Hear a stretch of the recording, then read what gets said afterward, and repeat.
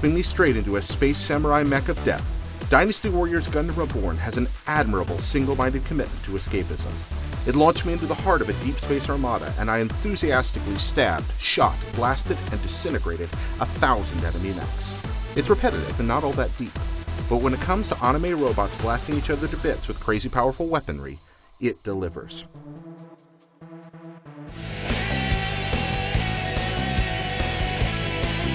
At the heart of Gundam Reborn is a meaty 20-hour official mode, with missions that span several Gundam series. Grinding resources is rewarding, thanks to the flashy guns and swords. Every swipe of my saber had a satisfying heft, and ranged weapons bathed vast swaths of the battlefield with colorful destruction.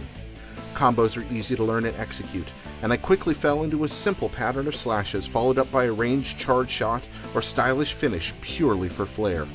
Clumsy flight and jumping systems aren't as well defined, so unfortunately there's no real sense of verticality. The tension and challenge of Gundam Reborn arises not from the brawling, but from zipping from one end of the map to the other to seize a new control point, rescue a friend, or shoot down an enemy starship. It's usually a good pace of action, but frustration kicks in on a couple of maps. Sometimes they didn't give me enough information to know where I needed to be.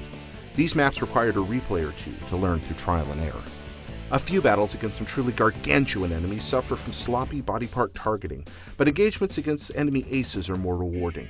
I usually tried to roll over these rivals with brute force, but I found opportunities to get a little cuter or craftier, ducking, weaving, and sniping. The handling and movesets of each mobile suit are distinct enough that I actually found myself resenting story missions that forced me out of the cockpit of my Mark I Gundam.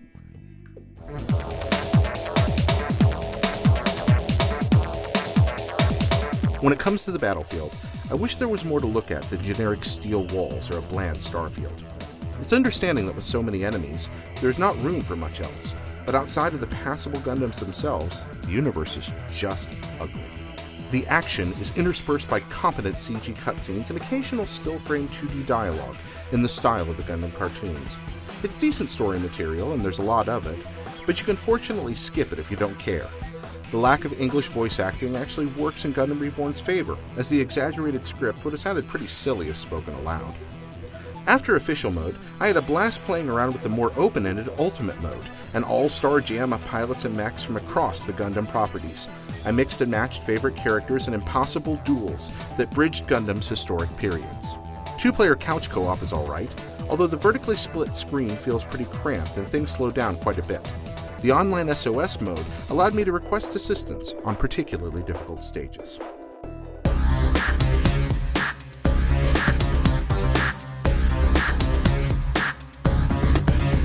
Dynasty Warriors Gundam Reborn is a fast and fun brawler with enough loot crafting and variety between modes to keep things from getting too stale too quick.